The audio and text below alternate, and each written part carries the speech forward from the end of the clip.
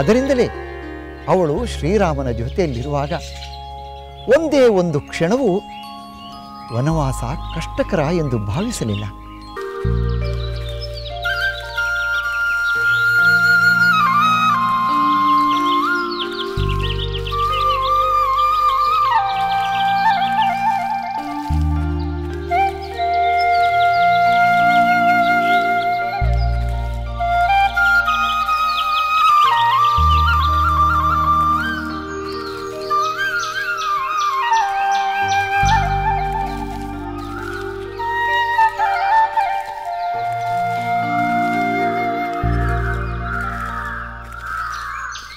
ಹೌದು ಗುರುದೇವ, ಅವಳಿಗೆ ವನವಾಸದಿಂದ ಕಷ್ಟವು ಪ್ರಾಪ್ತವಾಗಲಿಲ್ಲ.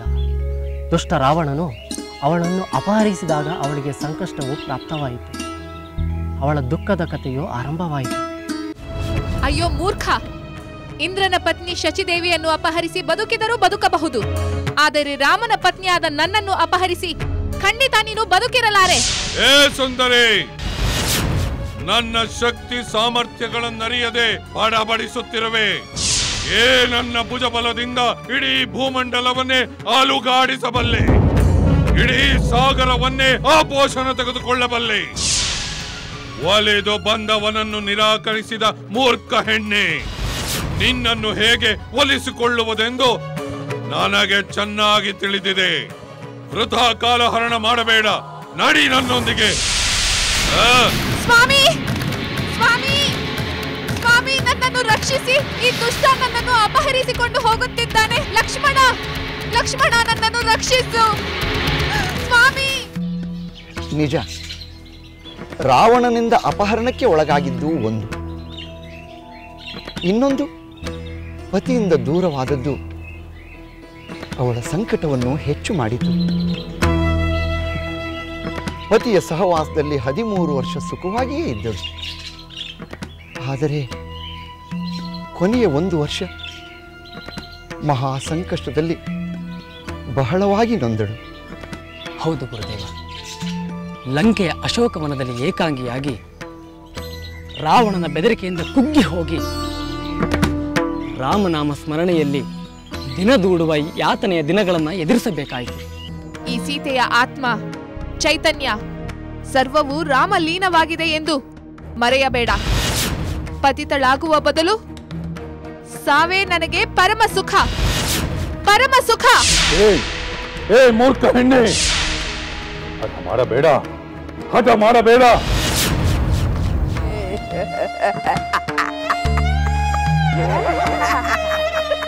ವ್ಯರ್ಥವಾದ ನಿರೀಕ್ಷೆಗೆ ಜೋತು ಬಿದ್ದು ಸುಂದರವಾದ ನಿನ್ನ ಬದುಕನ್ನು ಅರ್ಥಹೀನಗೊಳಿಸುತ್ತಿರುವ ನಿನ್ನನ್ನು ನೋಡಿದರೆ ನನಗೆ ಕನಿಕರ ಮೂಡುತ್ತಿದೆ ಸೀತೆ.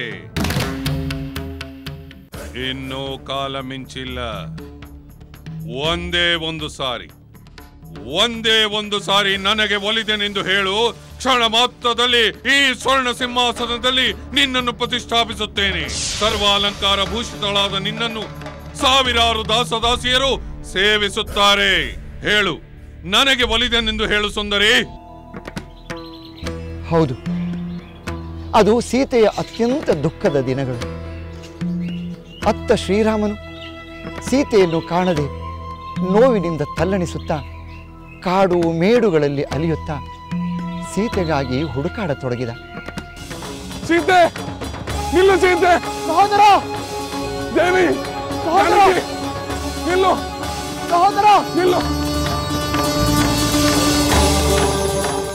ಲಕ್ಷ್ಮಣ, ಸೀತೆ ಇಲ್ಲೇ ಇದ್ದಳು, ಎಲ್ಲ ಅವಿತುಕೊಂಡಿದ್ದಾಳೆ, ನನ್ನನ್ನು ಆಟ ಆಡಿಸುತ್ತಿದ್ದಾಳೆ. ಲಕ್ಷ್ಮಣ, ಅವಳು ಇಲ್ಲಿಯೇ ಎಲ್ಲೋ ಅಡಿಗೆ ಕುಳಿತಿರುತ್ತಾಳೆ. ಅವಳನ್ನು ಹುಡುಕು ಲಕ್ಷ್ಮಣ, ಅವಳನ್ನು ಹುಡುಕು.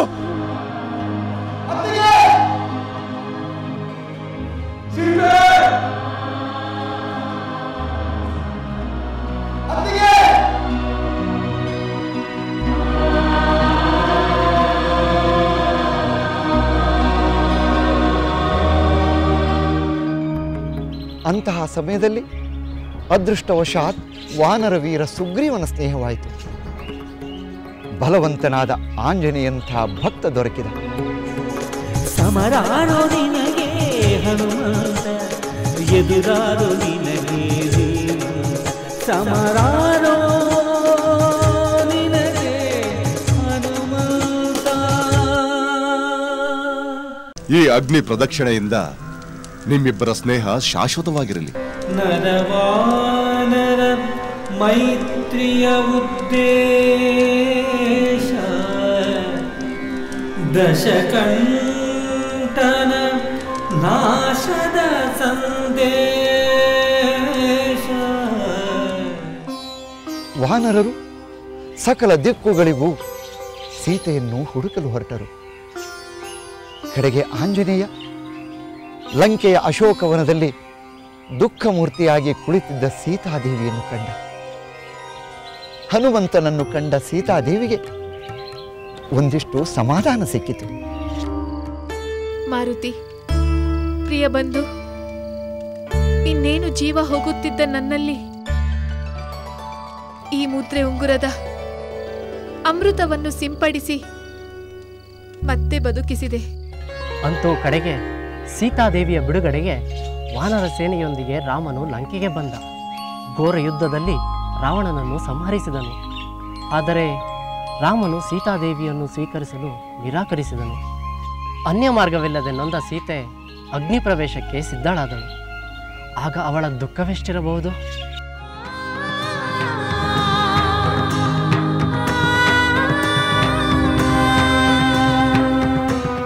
ನನ್ನ ಮನಸ್ಸು ಒಂದು ಕ್ಷಣವಾದರೂ ರಾಘವನನ್ನು ಬಿಟ್ಟು ಚಲಿಸಲಿಲ್ಲ ಎಂಬುದು ನಿಜವಾದರೆ ಅಗ್ನಿದೇವ ನನ್ನನ್ನು ರಕ್ಷಿಸಲಿ.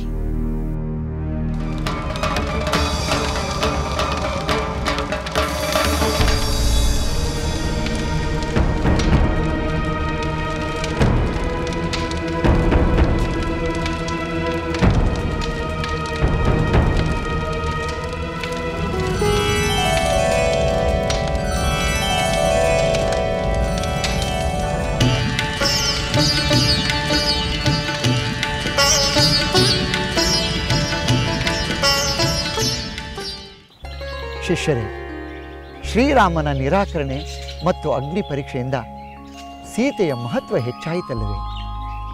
ಆಕೆಯ ಪಾತಿವೃತ್ಯದ ಮಹಿಮೆ ಲೋಕಕ್ಕೆ ತಿಳಿಯುವಂತಾಯಿತಲ್ಲವೇ? ಅದರಿಂದ ಸೀತೆಗೆ ರಾಮನ ಮೇಲೆ, ರಾಮನಿಗೆ ಸೀತೆ ಮೇಲೆ ಇದ್ದ ಪ್ರೇಮ ಕಿಂಚಿತ್ತೂ ಕಡಿಮೆ ಆಗಲಿಲ್ಲ. ಪತಿ ಪತ್ನಿಯರ ಪ್ರೇಮದ ಉನ್ನತ ಆದರ್ಶಕ್ಕೆ ಸೀತಾರಾಮರು ದೃಷ್ಟಾಂತವಾದರು. ಗುರುದೇವ, ಇಷ್ಟಾದರೂ ಸೀತೆ ಪರಿಶುದ್ಧಳೆಂದು ರಾಮ ಸ್ವೀಕರಿಸಿದ ಮೇಲೂ ಅಯೋಧ್ಯೆಯಲ್ಲಿ ಅವರಿಬ್ಬರು ಕಡೆಯವರೆಗೂ ಸಂತೋಷದಿಂದ ಜೊತೆಯಲ್ಲಿ ಇರಲಾಗಲಿಲ್ಲವಲ್ಲ. ಅಲ್ಪನಾದ ಅಗಸನೊಬ್ಬನ ಮಾತಿಗೆ ಶ್ರೀರಾಮನು ಸೀತೆಯನ್ನು ತ್ಯಜಿಸಿದ್ದು ಅನ್ಯಾಯವಲ್ಲವೇ?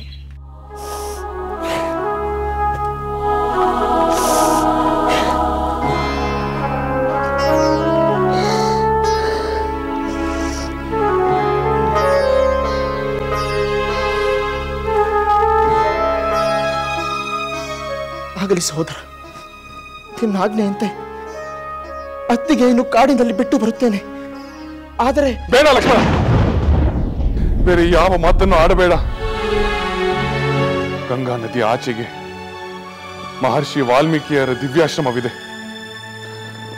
ತಮಸಾ ನದಿಯ ತೀರದಲ್ಲಿರುವ ದಿವ್ಯಾಶ್ರಮಕ್ಕೆ ಸಮೀಪದಲ್ಲಿರುವ ನಿರ್ಜನ ಪ್ರದೇಶದಲ್ಲಿ ಸೀತೆಯನ್ನು ಬಿಟ್ಟು ಬಾ. ಶೀಘ್ರವಾಗಿ ಬಂದು ಬಿಡು.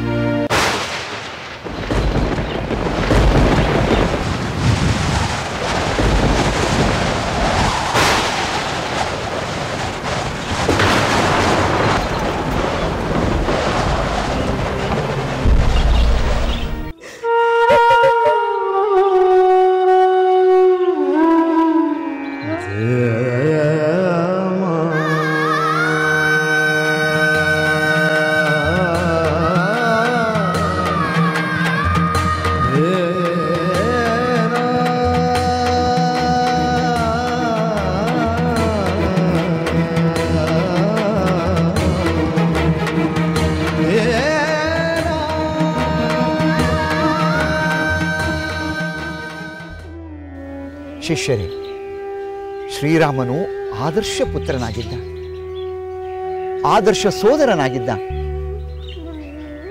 ಆದರ್ಶ ಪತಿಯಾಗಿದ್ದ.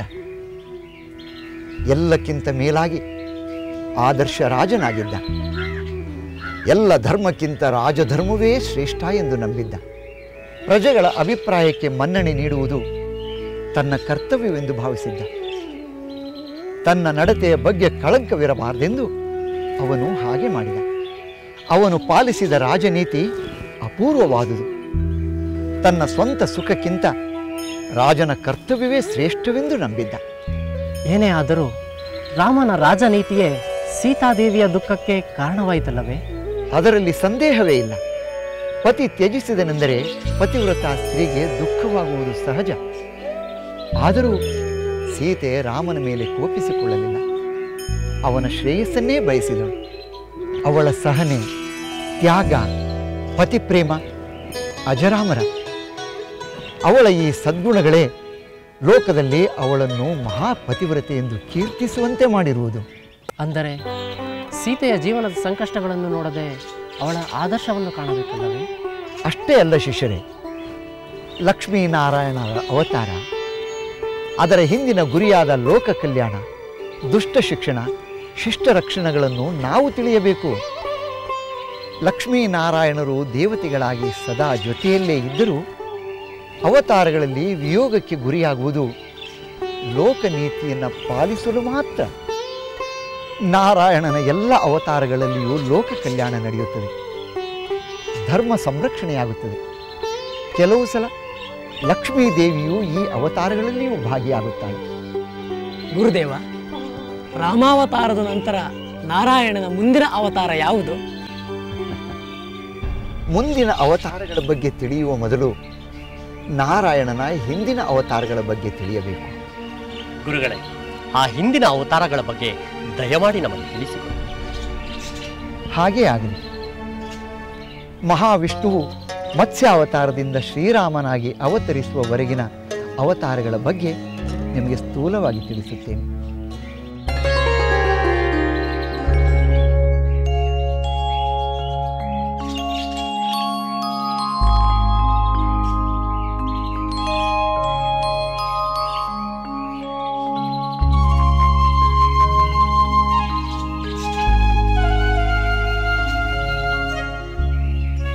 ಶಿಷ್ಯರೇ, ಎಲ್ಲ ಯುಗಗಳಲ್ಲಿಯೂ ದಾನವರು ಜನ್ಮವೆತ್ತಿ ಬರುತ್ತಾರೆ.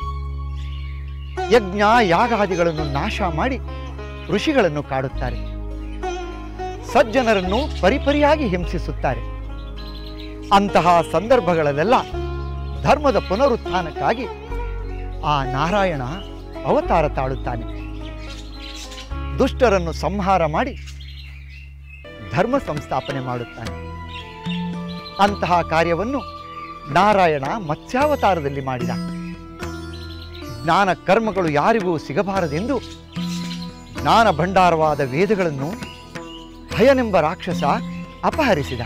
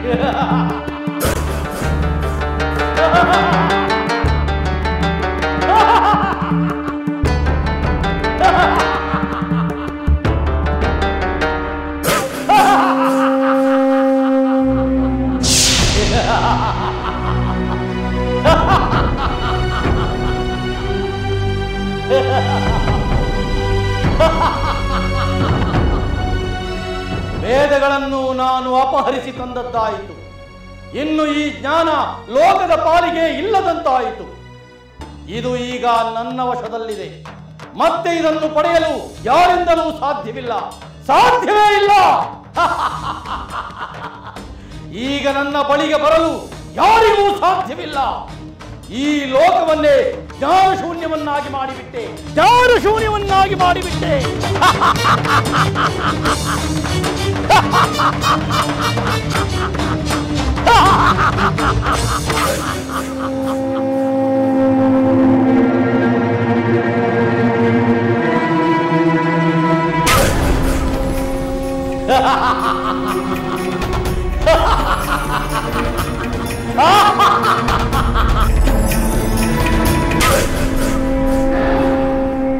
ಎಲವೋ ದೈತ್ಯ, ವೇದವನ್ನು ಅಪಹರಿಸಿ ತಂದು ನೀರಿನಲ್ಲಿ ಬಂದು ಅಡಗಿ ಕುಳಿತಿರುವೆಯ. ಅಂದ ಮೇಲೆ ನಿನ್ನ ಸಂಹಾರ ನೀರಿನಲ್ಲೇ.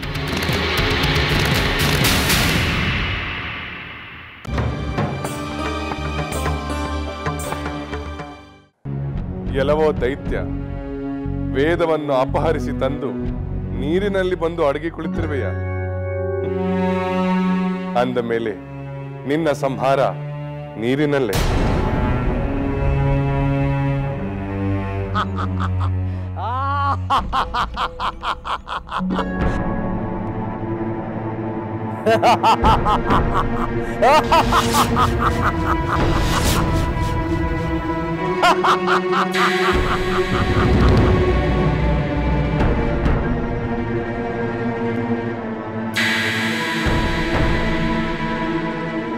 ಏ ಮೀನೆ, ನೀನು ಯಾರು?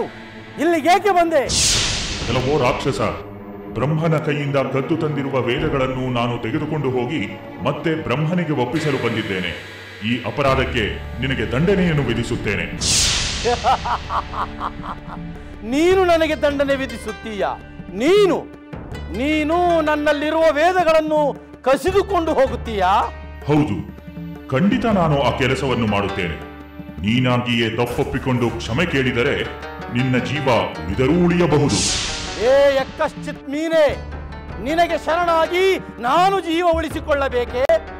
ಈ ನಿನ್ನ ಸೊಕ್ಕಿಗೆ ತಕ್ಕ ದಂಡನೆಯನ್ನು ನಾನೇ ವಿಧಿಸುತ್ತೇನೆ. ಕ್ಷಣ ಮಾತ್ರದಲ್ಲಿಯೇ ನಿನ್ನ ಜೀವವನ್ನು ನಾನೇ ತೆಗೆಯುತ್ತೇನೆ.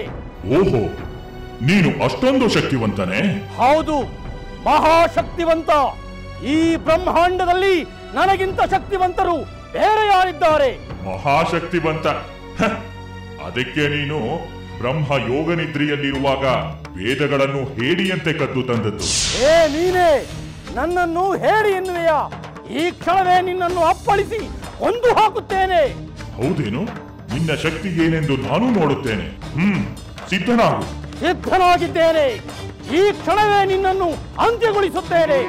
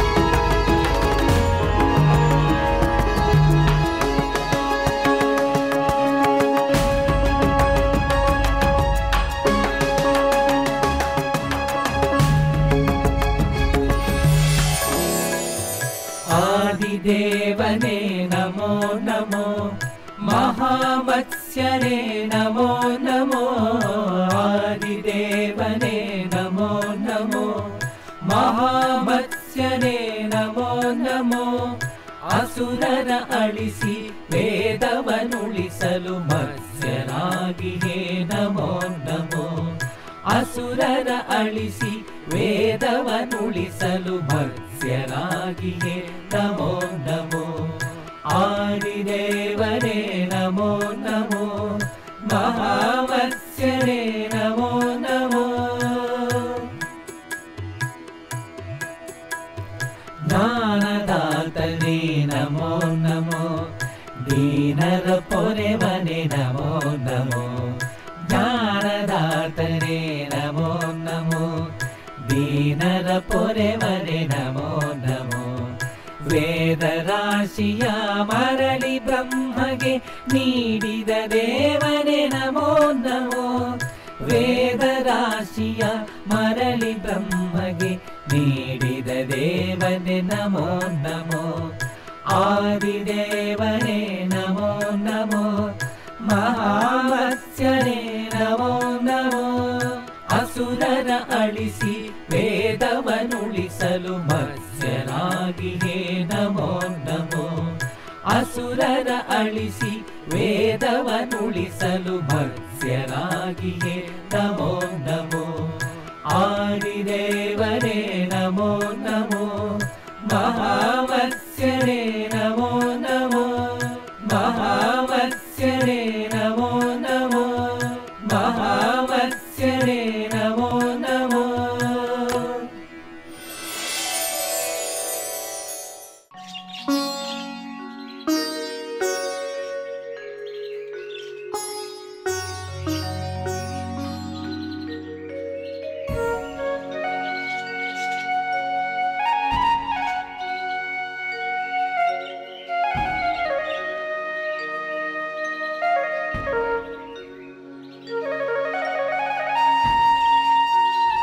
ಶಿಷ್ಯರೇ, ಈ ರೀತಿಯಾಗಿ ಆ ಮಹಾವಿಷ್ಣು ಮತ್ಸ್ಯರೂಪ ತಾಳಿ ಹಯನೆಂಬ ಆ ದೈತ್ಯನನ್ನು ಸಂಹರಿಸಿದ. ಅವನು ಅಡಗಿಸಿಟ್ಟಿದ್ದ ವೇದಗಳನ್ನು ಮರಳಿ ತಂದು ಬ್ರಹ್ಮನಿಗೆ ನೀಡಿದ. ಈ ಅವತಾರದ ನಂತರ ಮಹಾವಿಷ್ಣು ಪ್ರಸಿದ್ಧವಾದ ಕೂರ್ಮಾವತಾರವನ್ನು ತಾಳಿದ. ಗುರುದೇವ, ಕೂರ್ಮಾವತಾರಕ್ಕೆ ಯಾವ ರಾಕ್ಷಸ ಕಾರಣನಾದ? ಶಿಷ್ಯರೇ, ಮಹಾವಿಷ್ಣುವು ಕೂರ್ಮಾವತಾರ ತಾಳಲು ರಾಕ್ಷಸನ ದುಷ್ಟತನ ಕಾರಣವಾಗಲಿಲ್ಲ. ಕೂರ್ಮಾವತಾರ ಕ್ಷೀರಸಾಗರದಲ್ಲಿ ಮುಳುಗಿದ್ದ ಅಮೃತ, ಕಲ್ಪವೃಕ್ಷ, ಕಾಮಧೇನು ಮುಂತಾದ ಅಮೂಲ್ಯ ವಸ್ತುಗಳು ದೇವತೆಗಳಿಗೆ ಲಭಿಸಲು ಕಾರಣವಾಯಿತು. ಕ್ಷೀರಸಾಗರದಿಂದ ಆ ಅಮೂಲ್ಯವಾದ ವಸ್ತುವನ್ನು ಪಡೆಯಲು ಕೂರ್ಮಾವತಾರದ ಮೂಲಕ ಮಹಾವಿಷ್ಣು ಯಾವ ರೀತಿ ನೆರವಾದ? ಶಿಷ್ಯರೇ, ದೇವತೆಗಳು ಮತ್ತು ದಾನವರು ಅಮೃತವನ್ನು ಪಡೆಯುವುದಕ್ಕಾಗಿ ಕ್ಷೀರಸಾಗರವನ್ನು ಮಂಥನ ಮಾಡುತ್ತಾರೆ. ಮಂದರ ಪರ್ವತವನ್ನೇ ಕಡೆಗೋಲಾಗಿಸುತ್ತಾರೆ. ವಾಸುಕಿ ಸರ್ಪವನ್ನು ಹಗ್ಗವನ್ನಾಗಿಸುತ್ತಾರೆ. ಮಂದರ ಪರ್ವತಕ್ಕೆ ವಾಸುಕಿ ಸರ್ಪವನ್ನು ಕಟ್ಟಿ ಒಂದು ತುದಿಯನ್ನು ದೇವತೆಗಳು, ಇನ್ನೊಂದು ತುದಿಯನ್ನು ರಾಕ್ಷಸರು ಹಿಡಿದು ಕಡಿಯತೊಡಗಿದಾಗ ಕ್ಷೀರಸಾಗರದಿಂದ ಅಮೂಲ್ಯವಾದ ವಸ್ತುಗಳು ಮೇಲಕ್ಕೆ ಬರುತ್ತವೆ. ಅವುಗಳಲ್ಲಿ ಅಮೃತ ಬಂದಾಗ ಅದನ್ನು ಕುಡಿದು ದೇವದಾನವರು ಅಮರರಾಗುತ್ತಾರೆ. ಗುರುಗಳೇ, ಮಂದರ ಪರ್ವತವನ್ನು ಸಾಗರದಲ್ಲಿರಿಸಿ ಕಡೆಯುವುದೆಂದರೆ ಅದು ಅತ್ಯಂತ ಪರಾಕ್ರಮದ ಕಾರ್ಯವಲ್ಲವೇ? ಖಂಡಿತ. ಆ ಮಂದರ ಪರ್ವತವನ್ನು ಕ್ಷೀರಸಾಗರದಲ್ಲಿ ಇರಿಸುವುದಕ್ಕೆ ಅಪಾರವಾದ ಬಲ ಪರಾಕ್ರಮಗಳು ಬೇಕು. ಅದು ಸಾಧ್ಯವಾಗಿದ್ದು ಮಹಾವಿಷ್ಣುವಿನಿಂದ. ಮಂದರ ಪರ್ವತವನ್ನು ಕ್ಷೀರಸಾಗರದಲ್ಲಿ ಇರಿಸಿದಾಗ ಅದು ಸ್ಥಿರವಾಗಿ ನಿಂತು ಅದನ್ನು ಕಡೆಯುವುದು ಅಸಾಧ್ಯವಾದ ಪರಿಸ್ಥಿತಿ ಉದ್ಭವವಾದಾಗ ದೇವತೆಗಳು ವಿಷ್ಣುವಿನ ಮೊರೆ ಹೋದರು. ಆಗ ಮಹಾವಿಷ್ಣು ಕೂರ್ಮಾವತಾರವನ್ನು ತಾಳಿ ತನ್ನ ದೇಹದ ಚಿಪ್ಪಿನ ಮೇಲೆ ಮಂದರ ಪರ್ವತವನ್ನು ಹೊತ್ತಾಗ ಮಂಥನ ಮಾಡಲು ಸಾಧ್ಯವಾಯಿತು.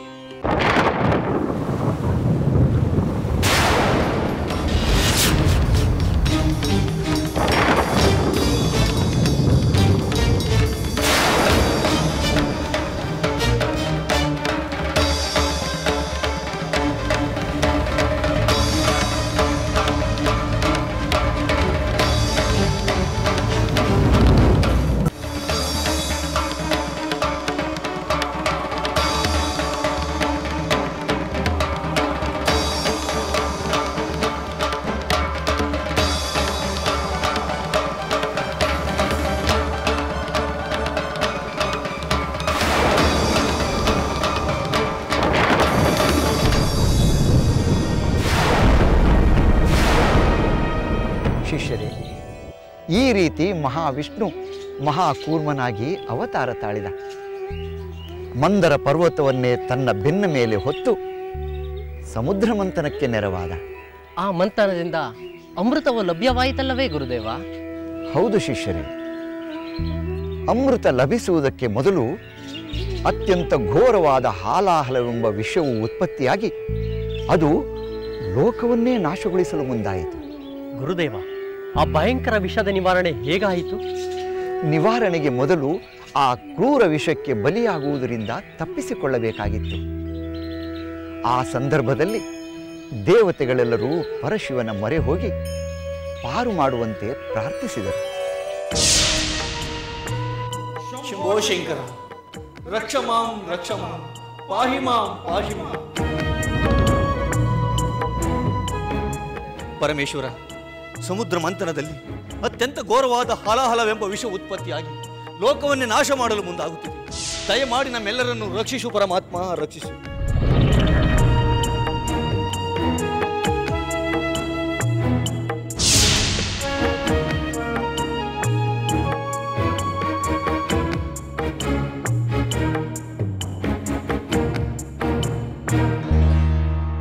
ಪರಶಿವನು ದೇವತೆಗಳ ಪ್ರಾರ್ಥನೆಗೆ ಪ್ರತಿಸ್ಪಂದಿಸಿದ. ಆ ಹಾಲಾಹಲ ವಿಷವನ್ನೆಲ್ಲ ತಾನೇ ಹೀರಿಬಿಡಲು ನಿರ್ಧರಿಸಿದ. ಕೂಡಲೇ ಆ ಹಾಲಾಹಲ ವಿಷವನ್ನೆಲ್ಲ ತನ್ನ ಅಂಗೈಗೆ ತೆಗೆದುಕೊಂಡು ಕುಡಿದು ಬಿಟ್ಟ.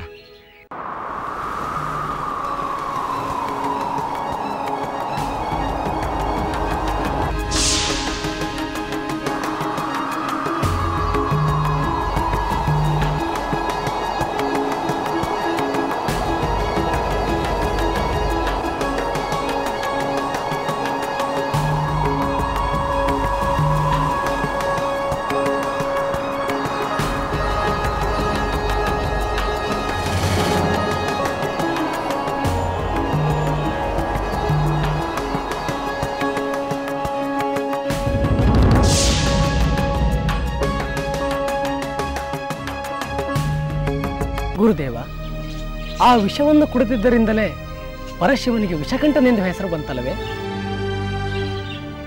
ಹೌದು, ಪರಶಿವನು ವಿಷವನ್ನು ಕುಡಿದಾಗ ಪಾರ್ವತಿ ಅವನ ಕೊರಳನ್ನು ಹಿಡಿದು ಬಿಟ್ಟಳು. ಅದು ಅಲ್ಲಿಯೇ ನಿಂತಿತು. ಶಿವನ ಕೊರಳಲ್ಲಿ ನೀಲಿಯ ಕರೆ ಆಯಿತು. ಶಿವ ವಿಷಕಂಠ ನೀಲಕಂಠನೆಂದು ಹೆಸರಾದ. ಅಮೃತ ಮಥನದಲ್ಲಿ ಹೊರಬಂದ ಕಾಮಧೇನು, ಕಲ್ಪವೃಕ್ಷ, ಉಚ್ಚೈಶ್ರವಸ್ಸು ಎಂಬ ಶ್ರೇಷ್ಠ ಕುದುರೆ ಮುಂತಾದ ದಿವ್ಯ ವಸ್ತುಗಳು ದೇವತೆಗಳ ಪಾಲಾದವು. ಕ್ಷೀರಸಾಗರದ ಅಡಿಯಲ್ಲಿ ಅವತರಿಸಿದ ಲಕ್ಷ್ಮಿ ನಾರಾಯಣನನ್ನು ವರಿಸಿದರು. ಕಟ್ಟ ಕಡೆಗೆ ಅಮರತ್ವವನ್ನು ನೀಡುವ ಅಮೃತ ಉತ್ಪತ್ತಿಯಾಯಿತು. ತಕ್ಷಣವೇ ರಾಕ್ಷಸರು ಆ ಅಮೃತವನ್ನು ಅಪಹರಿಸಿಬಿಟ್ಟರು. ದೇವದಾನವರ ನಡುವೆ ದೊಡ್ಡ ಕದನವೇ ನಡೆಯಿತು. ಆಗ ಮಹಾವಿಷ್ಣು ಮೋಹಿನಿಯ ರೂಪ ತಾಳಿ ಇಬ್ಬರಿಗೂ ಅಮೃತವನ್ನು ಹಂಚುವುದಕ್ಕೆ ಮುಂದಾದ. ದೇವತೆಗಳ ಸಾಲಿಗೆ ಅಮೃತವನ್ನು ಹಂಚಿದ. ಅಲ್ಲಿ ಗುಪ್ತವಾಗಿ ಕುಳಿತಿದ್ದ ದೈತ್ಯನೊಬ್ಬನ ಶಿರವನ್ನು ತನ್ನ ಚಕ್ರದಿಂದ ಕತ್ತರಿಸಿದ. ಆ ಎರಡು ತುಂಡುಗಳೇ ರಾಹುಕೇತುಗಳಾದವು. ಹೀಗೆ ಆ ಮಹಾವಿಷ್ಣುವು ತನ್ನ ಯುಕ್ತಿಯಿಂದ ದುಷ್ಟ ರಾಕ್ಷಸರಿಗೆ ಅಮೃತ ದೊರೆಯದಂತೆ ಮಾಡಿದ. ಗುರುಗಳೇ, ದೇವತೆಗಳೇನೋ ಅಮೃತಪಾನ ಮಾಡಿ ಅಮರರಾದರು. ಆದರೆ ರಾಕ್ಷಸರು ಮಾತ್ರ ಸಂಹರಿಸಲ್ಪಟ್ಟರು. ಮತ್ತೆ ಮತ್ತೆ ಲೋಕದಲ್ಲಿ ಜನ್ಮವೆತ್ತುತ್ತಾ ವರಗಳನ್ನು ಪಡೆದು ಗರ್ವದಿಂದ ಮೆರೆಯುತ್ತಾ ಸಜ್ಜನರನ್ನು, ದೇವತೆಗಳನ್ನು ಪೀಡಿಸತೊಡಗಿದರಲ್ಲವೇ? ಗುರುಗಳೇ, ರಾಕ್ಷಸರು ಕ್ರೂರಿಗಳು ನಿಜ. ಆದರೆ ಅವರು ದುಷ್ಟತನದಿಂದ ನಡೆದುಕೊಳ್ಳಲು ಕೆಲವೊಮ್ಮೆ ಶಾಪವೂ ಕಾರಣವಲ್ಲವೇ? ಹೌದು, ನಿನ್ನ ಮಾತು ನಿಜವೇ. ಮುಂದಿನ ಮಹಾವಿಷ್ಣುವಿನ ವರಾಹಾವತಾರಕ್ಕೆ ವೈಕುಂಠ ಲೋಕದ ದ್ವಾರಪಾಲಕರಾದ ಜಯ ವಿಜಯರು ಸನಕ ಸನಂದಾದಿ ಮುನಿಗಳಿಂದ ಪಡೆದ ಶಾಪವೇ ಕಾರಣವಾಯಿತು. ವಿಷ್ಣುವಿನ ದರ್ಶನಾಕಾಂಕ್ಷಿಯಾಗಿ ಬಂದ ಸನಕ ಸನಂದಾದಿಗಳಿಗೆ ಜಯ ವಿಜಯರು ಅಪಮಾನಿಸಿದರು. ಅದರಿಂದ ಅವರು ಕೆರಳಿ ಭೂಲೋಕದಲ್ಲಿ ಜನ್ಮವೆತ್ತುವಂತೆ ಶಾಪವಿತ್ತು. ಆಗ ಮಹಾವಿಷ್ಣುವು ನನ್ನ ಭಕ್ತರಾಗಿ ನಿಮಗೆ 7 ಜನ್ಮಗಳು ಸಾಕು, ಅಥವಾ ನನ್ನ ವೈರಿಗಳಾಗಿ ನಿಮಗೆ 3 ಜನ್ಮಗಳು ಬೇಕು ಎಂದು ಕೇಳಿದಾಗ, ವಿಷ್ಣುವಿನ ವೈರಿಗಳಾದರೂ ಚಿಂತೆ ಇಲ್ಲ, ನಮಗೆ 3 ಜನ್ಮಗಳು ಸಾಕು ಎಂದು ಕೇಳಿದರು. ಅದರಂತೆ ಮೊದಲು ಕೃತಯುಗದಲ್ಲಿ ಹಿರಣ್ಯಾಕ್ಷ ಹಿರಣ್ಯಕಶಿಪುವಾಗಿ ಜನ್ಮ ತಾಳಿದರು. ವಿಷ್ಣು ವೈರಿಗಳಾದ ಅವರು ದೇವತೆಗಳನ್ನು ಸಜ್ಜನರನ್ನು ಪೀಡಿಸತೊಡಗಿದರು. ಹಿರಣ್ಯಾಕ್ಷ ವಿಷ್ಣು ತನ್ನ ಮೇಲೆ ಯುದ್ಧಕ್ಕೆ ಬರಲಿ ಎಂದೇ ಭೂದೇವಿಯನ್ನೇ ಅಪಹರಿಸಿದ.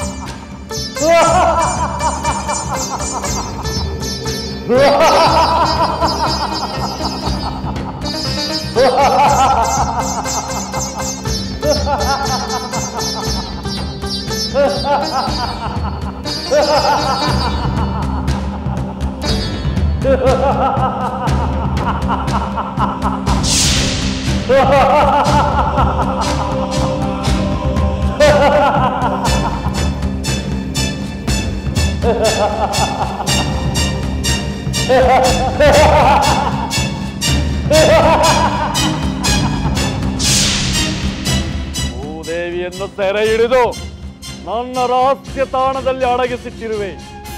ಭೂದೇವಿಯನ್ನು ಕಾಣದೆ ಆ ವಿಷ್ಣು ಕಂಗಾಲಾಗಿರುವನು. ಆ ನನ್ನ ಕಡುವೈರಿ ಸುಮ್ಮನಿರುವುದಿಲ್ಲ. ಭೂದೇವಿಯನ್ನು ಬಿಡಿಸಿಕೊಳ್ಳಲು ಬಂದಿಯೇ ಬರುತ್ತಾನೆ. ಬರಲಿ ಬರಲಿ, ನನಗೂ ಅದೇ ಬೇಕಾದದ್ದು. ಆ ವಿಷ್ಣುವನ್ನು ಹೇಗಾದರೂ ಮಾಡಿ ನನ್ನ ಗದೆಯಿಂದ ಅಪ್ಪಳಿಸಿಕೊಂಡು ಬಿಡುವೆನು.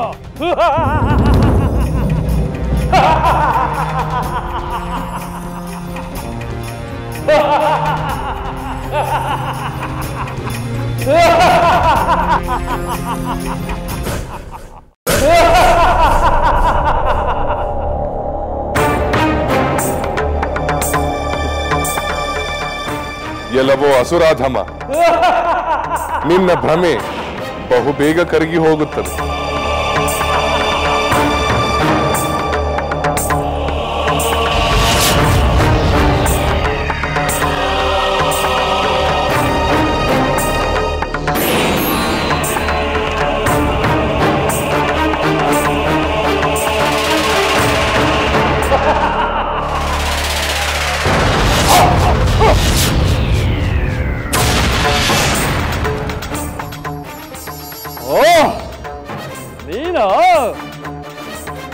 ಎಲ್ಲವೋ ಕಪಟಿ ವಿಷ್ಣು, ಅಂದ್ಯ ರೂಪದಲ್ಲಿ ಬಂದಿರುವೆಯಾ? ನೀನು ಮೊದಲೇ ನಯವಂಚಕನಲ್ಲವೇ? ನೀನು ಯಾವ ರೂಪದಲ್ಲಿ ಬಂದರೇನು? ನಿನ್ನನ್ನು ನಾನು ಸಂಹರಿಸುವೆನು. ಎಲ್ಲವೋ ಅಸುರಾಧಮ, ಭೂದೇವಿಯನ್ನೇ ಅಪಹರಿಸಿರುವ ನಿನ್ನ ವಿಪರೀತ ಬುದ್ಧಿಗೆ ತಕ್ಕ ಶಾಸ್ತಿ ಮಾಡುತ್ತೇನೆ. ನೀನು ನನಗೆ ಶಾಸ್ತಿ ಮಾಡುತ್ತೀಯ? ಎಲ್ಲವೋ ಕಪಟಿ, ನಾನೇ ನಿನಗೆ ಶಾಸ್ತಿ ಮಾಡುತ್ತೇನೆ.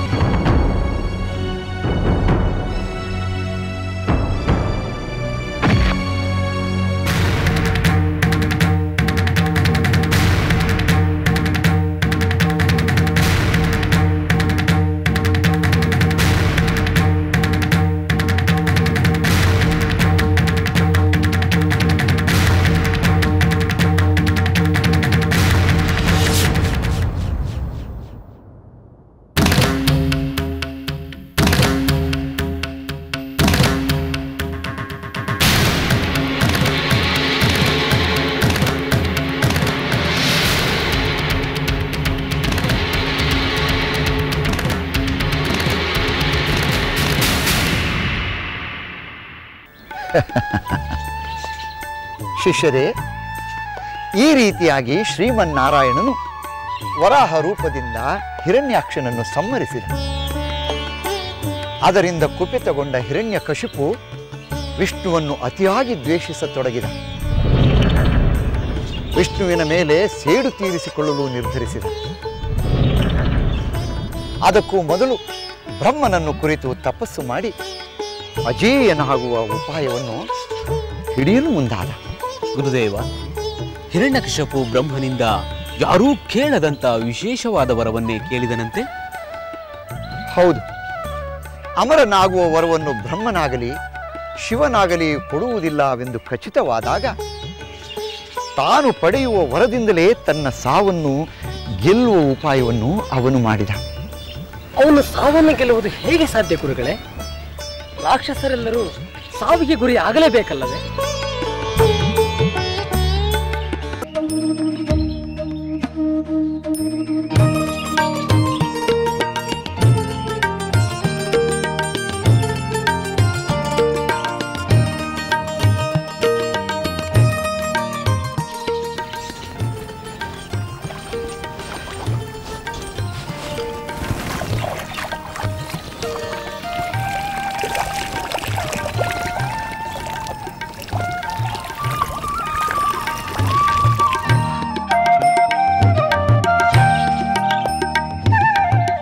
ಜಾತಸ್ಯ ಮರಣಂ ಧ್ರುವಂ. ದೇವತೆಗಳನ್ನು ಬಿಟ್ಟು ಹುಟ್ಟಿದ ಎಲ್ಲರೂ ಸಾಯಲೇಬೇಕು. ಆದರೆ ಹಿರಣ್ಯಕಶಿಪು ತಪ್ಪಿಸಿಕೊಳ್ಳಲಾಗದ ಸಾವನ್ನು ಗೆಲ್ಲಲು ಒಂದು ಉಪಾಯ ಮಾಡಿದ. ಅದೇನು ಉಪಾಯ ಎಂದು ಹೇಳಿ ಗುರುಗಳೇ. ಅವನು ಬಹಳ ಆಲೋಚನೆ ಮಾಡಿ ಬ್ರಹ್ಮನಲ್ಲಿ ಒಂದು ವರವನ್ನು ಕೇಳಿದ.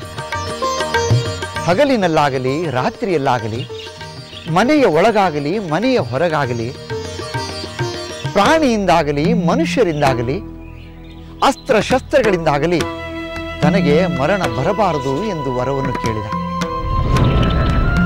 ಅದಕ್ಕೆ ಬ್ರಹ್ಮ ಅಸ್ತು ಎಂದ. ಗುರುಗಳೇ, ಈ ವರದಿಂದ ಹಿರಣ್ಯಕಶಿಪು ತಾನು ಅಜೇಯ, ತನಗೆ ಸಾವೇ ಇಲ್ಲ ಎಂದು ಬೀಗಿರಬೇಕಲ್ಲವೇ? ಬೀಗಿದ. ವಿಷ್ಣುವಿನ ಮೇಲೆ ಸೇಡನ್ನು ತೀರಿಸಿಕೊಳ್ಳಲು ಅವನಿಗಾಗಿ 3 ಲೋಕಗಳಲ್ಲೂ ಹುಡುಕಿ ವಿಫಲನಾದ. ದೇವತೆಗಳನ್ನು ಗೆದ್ದು ತನ್ನ ಅಡಿಯಾಳಾಗಿಸಿಕೊಂಡ. ಆದರೆ ಭಗವಂತನ ಲೀಲೆ ವಿಚಿತ್ರ. ವಿಷ್ಣುವನ್ನು ದ್ವೇಷಿಸುತ್ತಿದ್ದ ಅವನಿಗೆ ವಿಷ್ಣುವಿನ ಪರಮ ಭಕ್ತನೇ ಮಗನಾಗಿ ಹುಟ್ಟಿದ. ಗುರುಗಳೇ, ತಂದೆ ನೋಡಿದರೆ ಪರಮ ಹರಿದ್ವೇಷಿ, ಆದರೆ ಅವನ ಮಗನಾದ ಪ್ರಹ್ಲಾದನಲ್ಲಿ ಹರಿಭಕ್ತಿ ಹೇಗೆ ಬಂತು? ಅದು ತಾಯಿಯ ಗರ್ಭದಲ್ಲಿರುವಾಗಲೇ ಅವನಲ್ಲಿ ಹರಿಭಕ್ತಿ ಬೆಳೆದು ಬಂತು. ಆಗಲೇ ನಾರದರ ಹರಿಭಕ್ತಿಯ ಉಪದೇಶವೂ ಲಭಿಸಿತು. ಆದರೆ ಅದು ಹಿರಣ್ಯಕಶಿಪುವಿಗೆ ತಿಳಿದದ್ದು ತಡವಾಗಿ. ಗುರುಗಳೇ, ಆ ಹಿರಣ್ಯಕಶಿಪು ತನ್ನ ರಾಜ್ಯದಲ್ಲಿ ಯಾರೂ ಹರಿಭಕ್ತಿಯನ್ನು ತೋರಿಸದಂತೆ ಕಟ್ಟಾಜ್ಞೆ ಮಾಡಿದನಲ್ಲವೇ? ಹೌದು. ಮಾತ್ರವಲ್ಲದೆ ಹಿರಣ್ಯಕಶಿಪುವು ತಾನೇ ಸರ್ವೇಶ್ವರ, ತಾನೇ ಭಗವಂತ ಎಂದು ಬಿಂಬಿಸಿಕೊಂಡಿದ್ದ. ಅವನ ರಾಜ್ಯದ ಮಕ್ಕಳು ಸಹ ಗುರುಕುಲದಲ್ಲಿ ಹರಿಯ ಹೆಸರನ್ನು ಹೇಳುವಂತಿರಲಿಲ್ಲ. ಗುರುಗಳು ಕೂಡ ಹಿರಣ್ಯಕಶಿಪುವೇ ಸರ್ವೇಶ್ವರ, ಸರ್ವಶಕ್ತ, ಸರ್ವಲೋಕಪಾಲಕ ಎಂದು ಪಾಠ ಹೇಳುತ್ತಿದ್ದರು. ಪ್ರಹ್ಲಾದ ಅಂಥ ಮಕ್ಕಳ ನಡುವೆಯೇ ಪಾಠ ಕಲಿಯುತ್ತಿದ್ದನಲ್ಲವೇ? ಹೌದು. ಹಿರಣ್ಯಕಶಿಪುವಿನ ಆಜ್ಞೆಯನ್ನು ಯಾರು ತಾನೇ ಮೀರಬಲ್ಲರು? ಅವನು ಕೂಡ ಎಲ್ಲರಂತೆಯೇ ತನ್ನ ತಂದೆಯೇ ಸರ್ವೇಶ್ವರ ಎಂಬ ಪಾಠವನ್ನು ಕಲಿಯಬೇಕಾಗಿತ್ತು. ಆದರೆ ಪ್ರಹ್ಲಾದ ಆ ಗುರುಗಳಲ್ಲಿ ಪಾಠವನ್ನು ಕಲಿಯಲಿಲ್ಲ ಅಲ್ಲವೇ? ಹೌದು. ಹರಿಭಕ್ತಿಗಿಂತ ಮಿಗಿಲಾದದ್ದು ಯಾವುದೂ ಇಲ್ಲ ಎನ್ನುವುದು ಅವನ ದೃಢ ನಂಬಿಕೆಯಾಗಿತ್ತು. ಕೆಲವು ಕಾಲದ ನಂತರ ಗುರುಗಳು ಅವನನ್ನು ಹಿರಣ್ಯಕಶಿಪುವಿನ ಬಳಿಗೆ ಕರೆದೊಯ್ದರು. ತನ್ನ ಮಗ ವಿದ್ಯಾವಂತನಾಗಿರುವನೆಂದು ಹಿರಣ್ಯಕಶಿಪು ಬಹಳ ಸಂತೋಷದಿಂದ ತನ್ನ ಮಗನನ್ನು ಬರಮಾಡಿಕೊಂಡನು. ಆಗ ತಂದೆಯವರಿಗೆ ಪ್ರಣಾಮಗಳು. ಕುಮಾರ, ಸಕಲ ವೈಭವದಿಂದ ಅನಂತ ಕಾಲದವರೆಗೆ ಕೀರ್ತಿವಂತನಾಗಿ ಬಾಳು. ಪ್ರಭು, ನೀವು ನಿಮ್ಮ ಪುತ್ರನನ್ನು ನೋಡುವ ಅಪೇಕ್ಷೆ ಪಟ್ಟಿರೆಂದು ಕರೆದುಕೊಂಡು ಬಂದೆವು. ಹೌದು, ಗುರುಕುಲಕ್ಕೆ ತೆರಳಿ ಬಹಳ ದಿನಗಳಾಯಿತಲ್ಲ. ನನ್ನ ಪುತ್ರನನ್ನು ನೋಡಲು ನನ್ನ ಮನಸ್ಸು ಚಡಪಡಿಸುತ್ತಿತ್ತು. ಅದರಲ್ಲಿ ನನ್ನ ಪುತ್ರ, ನಿಮ್ಮ ಶಿಷ್ಯ ಉತ್ತಮವಾಗಿ ಕಲಿಯುತ್ತಿರುವನಲ್ಲ? ಖಂಡಿತವಾಗಿಯೂ ಉತ್ತಮವಾಗಿ ಕಲಿಯುತ್ತಿದ್ದಾನೆ ಪ್ರಭು. ಈ ನಿಮ್ಮ ಪುತ್ರ ಚಿಕ್ಕ ವಯಸ್ಸಿನಲ್ಲಿಯೇ ಮಹಾ ಮೇಧಾವಿಯಾಗಿದ್ದಾನೆ. ಸೂಕ್ಷ್ಮಗ್ರಾಹಿ, ಬಲು ಬೇಗ ಗ್ರಹಿಸುತ್ತಾನೆ. ಅದಲ್ಲದೆ ಯಾವುದೇ ಪ್ರಶ್ನೆ ಎಂದು ಕೇಳಿದರೂ ಸಮರ್ಥವಾಗಿ ಉತ್ತರವನ್ನು ನೀಡಬಲ್ಲ ಚತುರಮತಿ. ಭಲೆ ಭಲೆ ಭಲೆ. ಗೌರವಾನ್ವಿತ ಗುರುಗಳಾದ ಶುಕ್ರಾಚಾರ್ಯರ ಪುತ್ರರಾದ ಚಂಡಾಮರ್ಕರೆ, ನೀವು ನನ್ನ ಮಗನಿಗೆ ಕೊಡುತ್ತಿರುವ ಉತ್ತಮ ಶಿಕ್ಷಣಕ್ಕಾಗಿ ನಾನು ನಿಮ್ಮನ್ನು ಶ್ಲಾಘಿಸುತ್ತೇನೆ. ನೀವು ಕೂಡ ನಿಮ್ಮ ತಂದೆಯವರಂತೆಯೇ ಬಹಳ ಜ್ಞಾನಿಗಳು. ರಾಜಕುಮಾರರಿಗೆ ವಿದ್ಯೆ ಕಲಿಸುವ ಅವಕಾಶ ನೀಡಿದ್ದು ನಮ್ಮ ಭಾಗ್ಯ ಪ್ರಭು. ಹೌದು ಪ್ರಭು. ನೂರಾರು ಮೂರ್ಖ ಶಿಷ್ಯರಿಗೆ ವಿದ್ಯೆ ಕಲಿಸುವ ಬದಲು ತಮ್ಮ ಪುತ್ರನಂತಹ ಒಬ್ಬ ಶಿಷ್ಯನಿಗೆ ವಿದ್ಯೆ ಕಲಿಸಿದರೆ ನಮ್ಮ ಜನ್ಮ ಸಾರ್ಥಕವಾಗುತ್ತದೆ. ಕುಮಾರ,